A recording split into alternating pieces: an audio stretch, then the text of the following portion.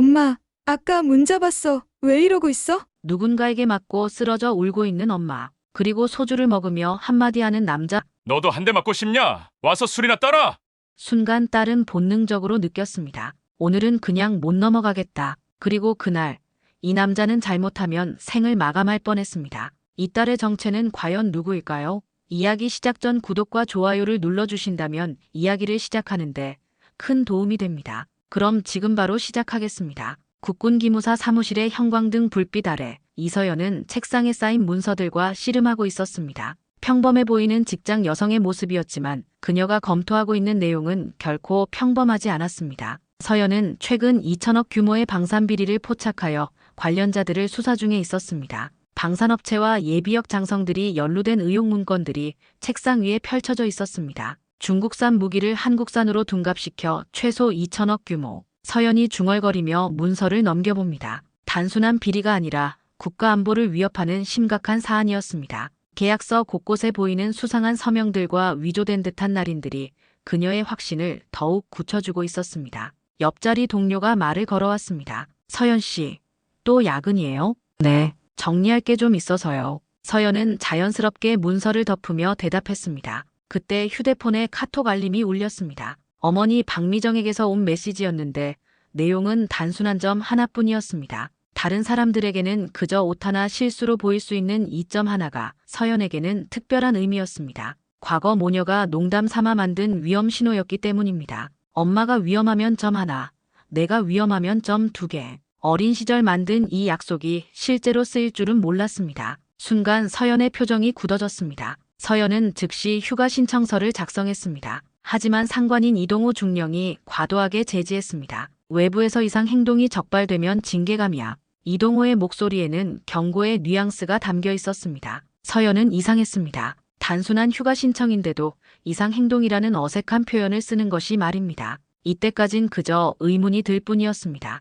결국 휴가를 내고 전북 군산의 빌라촌으로 향한 서연이었습니다. 어머니가 재혼한 후 살고 있는 곳이었죠. 현관문은 잠겨 있지 않았습니다. 안쪽에서 들려오는 기묘한 정적이 불안감을 증폭시켰습니다. 복도를 조심스럽게 걸어가던 서연의 귀에 낮은 남자 목소리가 들려왔습니다. 뭐야 삐졌다고 진짜로 딸 부른 거야? 거실 커튼 사이로 보인 광경에 서연의 핏줄이 거꾸로 솟았습니다. 무릎을 꿇고 앉은 어머니 박미정의 손이 깨진 소주병 파편 위에서 피를 흘리고 있었습니다. 그 앞에는 담배를 문 채 비웃는 표정을 짓고 있는 최성호가 서 있었습니다. 집구석 하나 못 지키는 주제에 기어이 딸까지 불러.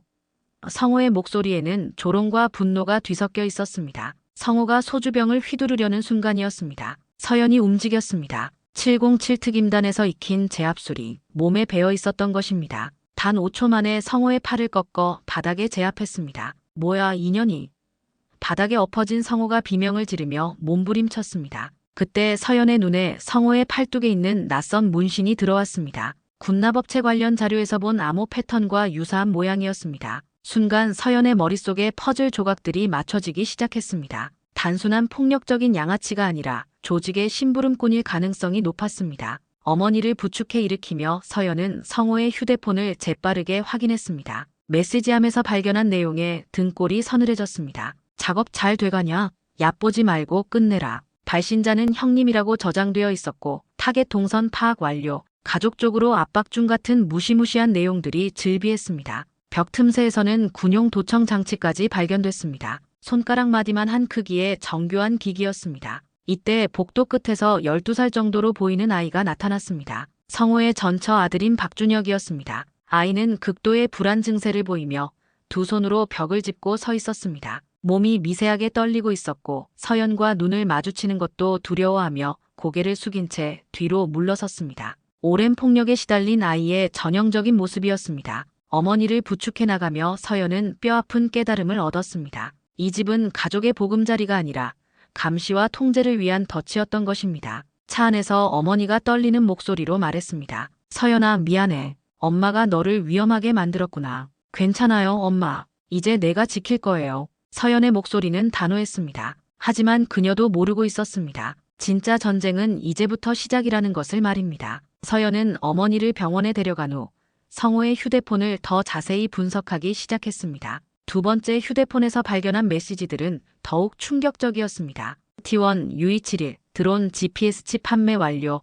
잠수함 작전 시 계약금 인상 같은 군사 용어들이 즐비했습니다. 이는 단순한 사채업자나 깡패 조직이 쓸 표현이 아니었습니다. 전문적인 군사 조직의 암호였습니다. 서연의 등에 차가운 기운이 흘렀습니다. 이건 내가 수사하고 있는 사건과 연결되어 있어. 서연이 중얼거렸습니다. 병원에서 나온 서연은 경찰서로 향했습니다. 하지만 경찰의 반응은 실망스러웠습니다. 가정폭력 신고라고 하셨죠? 그런데 현행범이 아니라면 처벌이 어렵습니다. 더구나 피해자분이 직접 신고하신 것도 아니고 담당 경찰관의 시큰둥한 반응에 서연의 분노가 치솟았습니다. 도청장치도 발견했다고 했잖아요. 이건 단순한 가정폭력이 아니에요. 그것도 감정을 받아봐야 알 수 있는 일이고요. 일단 피해자가 직접 오셔서 신고해주세요. 좌절감에 휩싸인 서연이 기무사로 돌아왔을 때 상관인 이동호 중령이 기다리고 있었습니다. 그의 표정은 평소보다 더욱 차갑고 날카로웠습니다. 이서연 중위, 어디 갔다 온 거야?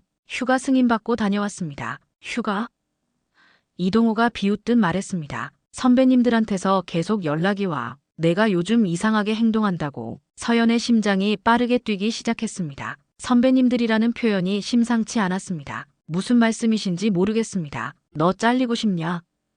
이동호의 목소리가 위협적으로 변했습니다. 군인이라면 상부의 지시에 따라야 하는 거 아니야? 괜한 호기심 부리지 말고 조용히 해. 그 순간 서연은 확신했습니다. 이동호도 그 조직과 연결되어 있다는 것을 말입니다. 이딴 조직이라면 군인 안 하겠습니다. 서연이 단호하게 말했습니다. 그날 밤 서연이 집으로 돌아가는 길에 이상한 일들이 연속으로 벌어졌습니다. 지하철에서 같은 남자가 계속 따라왔고 아파트 주차장에서는 의심스러운 차량이 서성거렸습니다. 엘리베이터에 탔을 때는 누군가 뒤따라오는 발소리까지 들렸습니다. 집에 도착한 서연이 가방을 정리하다가 깜짝 놀랐습니다. 주머니 속에서 손가락 크기의 GPS 추적기가 발견된 것입니다. 군에서만 사용하는 고급 장비였습니다. 언제부터? 서연의 온몸에 소름이 돋았습니다. 자신이 얼마나 오랫동안 감시받고 있었는지 알 수 없었습니다. 다음 날 새벽 서연은 조용히 집을 나섰습니다. 추적기는 집에 두고 대신 다른 경로로 움직였습니다. 그녀에게는 한 가지 계획이 있었습니다. 전날 성호에게 몰래 심어둔 위치 추적기의 신호를 따라가는 것이었습니다. 성호의 움직임을 통해 조직의 본거지를 찾을 수 있을 거라고 생각했습니다. 추적 신호는 서울 외곽의 폐허가 된 예비군 훈련소로 향하고 있었습니다. 겉으로는 보안업체로 위장한 건물이었지만 서연의 직감은 다른 것을 말하고 있었습니다. 건물 주변을 정찰하던 서연은 놀라운 광경을 목격했습니다. 평소 신문에서만 보던 유명한 예비역 장성들이 드나들고 있었고 중국인으로 보이는 외국인들과 함께 회의하는 모습까지 보였습니다. 저기가 바로 서연이 휴대폰으로 사진을 찍으려는 순간이었습니다. 뒤에서 차량 소리가 들렸습니다. 서연을 찾고 있던 성호와 그의 일당들이었습니다. 거기서 성호가 소리쳤습니다. 하지만 서연은 이미 달리고 있었습니다. 707 특임단에서 익힌 도주술이 빛을 발했습니다. 골목길을 누비며 도망치던 서연에게 예상치 못한 도움의 손길이 나타났습니다.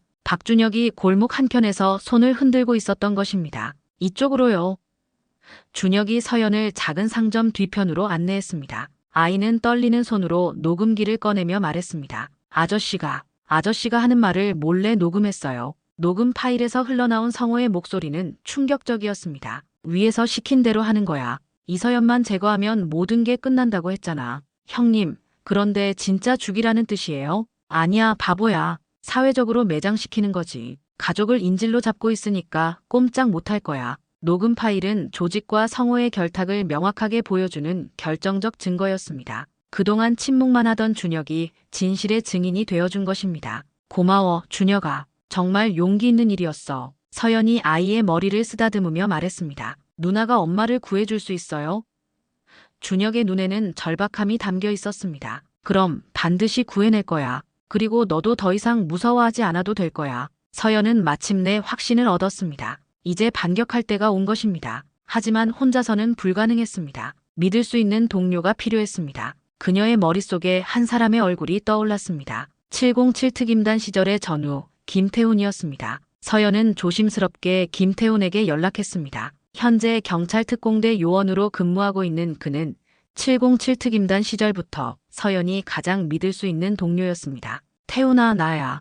혹시 시간 있어? 급한 일이 있어서. 서연이, 목소리가 이상한데 무슨 일이야? 둘은 한강공원의 한적한 벤치에서 만났습니다. 저녁 무렵의 한강은 평온해 보였지만 서연의 마음은 전혀 그렇지 않았습니다. 서연은 그동안의 모든 상황을 털어놓았습니다. 방산비리 수사, 어머니의 위험신호, 성호의 정체, 그리고 조직의 감시까지. 이거 장난 아니네. 태훈이 준혁의 녹음 파일을 들으며 표정을 굳혔습니다. 이건 단순 비리가 아니라 반역 수준이야. 그런데 내 상관까지 연루되어 있어. 정식 루트로는 신고할 수가 없어. 태훈은 서연이 보여준 성호의 휴대폰 사진들을 자세히 살펴봤습니다. 군사 암호들과 조직도, 그리고 중국 브로커들과의 연락 내역까지. 사진 속에는 무기거래 명세서와 계좌 이체 내역도 선명하게 보였습니다. 서연아, 이거 정말 큰일이야. 중국산 불량 무기를 한국산으로 둔갑시켜서 군에 납품한다고. 이게 사실이라면 우리 군의 전력이 완전히 망가질 수 있어.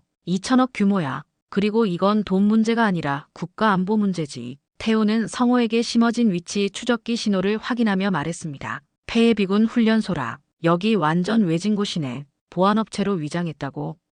그런데 출입하는 사람들을 보니까 예비역 장성들이랑 중국인들이더라. 완전 조직적으로 움직이고 있어. 태훈이 지도를 펼쳐보며 전술을 구상했습니다. 특공대 출신다운 신중함이었습니다. 좋아. 일단 현장을 확인해보자. 하지만 서연아, 이건 우리 둘만으로는 감당하기 어려워. 상대방이 예비역 장성들까지 끼고 있다면 엄청난 화력과 인력을 갖추고 있을 거야. 그럼 어떻게 해? 증거를 확실히 잡은 다음에 한 번에 털어야 해. 특공대 병력 투입까지 생각해야 할 것 같아. 내가 대장님께 상황 보고하고 비상대기조 편성할 수 있도록 해볼게. 서연의 눈에 희망의 빛이 돌기 시작했습니다. 드디어 혼자가 아니라는 느낌이 들었습니다. 그때 서연의 휴대폰이 울렸습니다. 어머니에게서 온 문자였습니다. 서연아, 지금 당장 오면 안 될까? 성우가 이상해. 도와줘. 서연과 태훈의 표정이 동시에 굳어졌습니다. 문자의 어투가 평소 어머니와는 달랐습니다. 함정일 수도 있어. 태훈이 경고했습니다.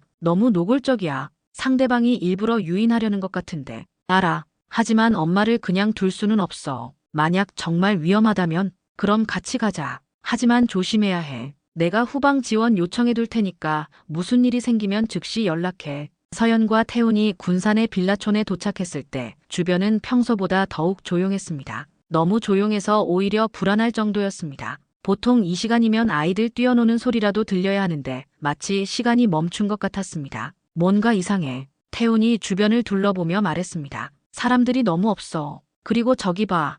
이상한 차들이 몇 대 서 있어. 집 앞에 도착한 두 사람은 현관문이 활짝 열려 있는 것을 발견했습니다. 평소 어머니라면 절대 문을 열어두지 않았을 텐데 말입니다. 서연이 먼저 들어가려 했지만 태훈이 막았습니다. 잠깐, 내가 먼저. 뭔가 냄새가 나. 하지만 그 순간이었습니다. 뒤에서 여러 명의 발소리가 들려왔습니다. 성우와 그의 일당들이 나타난 것입니다. 이미 주변을 포위하고 기다리고 있었던 것입니다. 잘 왔어, 이서연. 성우가 비웃으며 말했습니다. 엄마 걱정되어서 왔지?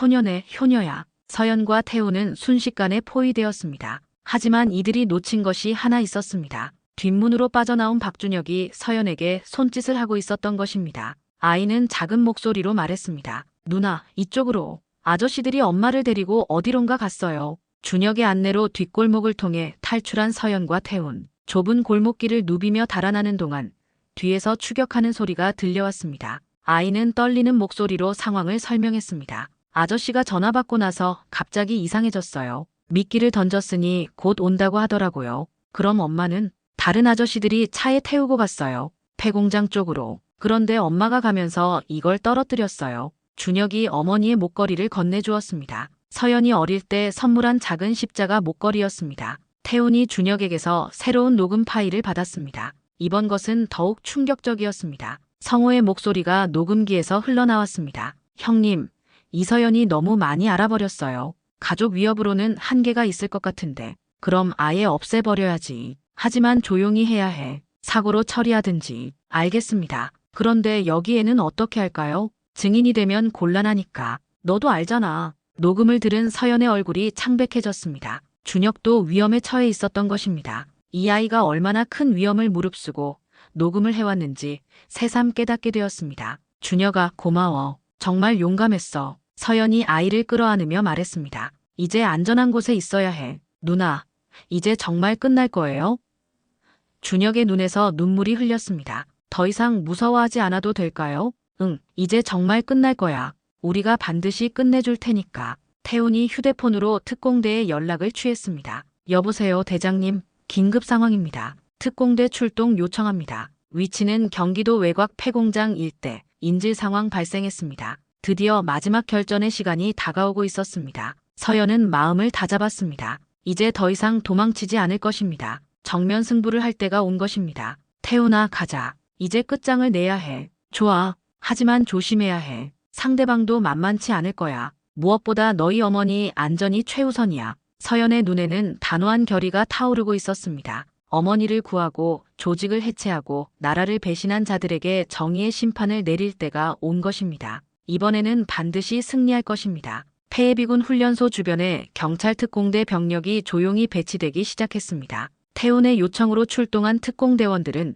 전문적인 침투 작전을 준비하고 있었습니다. 작전 개시 10분 전 특공대장이 무전기로 지시했습니다. 인질 구출이 최우선 목표다. 서버실 확보는 그 다음이야. 서연은 방탄복을 입고 특공대와 함께 대기하고 있었습니다. 손에는 성호에게서 빼앗은 출입카드가 들려 있었습니다. 내부 구조를 아는 것은 서연뿐이었기 때문입니다. 엄마, 조금만 기다려요. 서연이 중얼거렸습니다. 건물 내부 CCTV를 해킹한 결과 어머니 박미정이 지하실에 감금되어 있는 것이 확인되었습니다. 그리고 메인 서버실에서는 예비역 장성들과 중국 브로커들이 급하게 증거인멸 작업을 하고 있었습니다. 들어간다.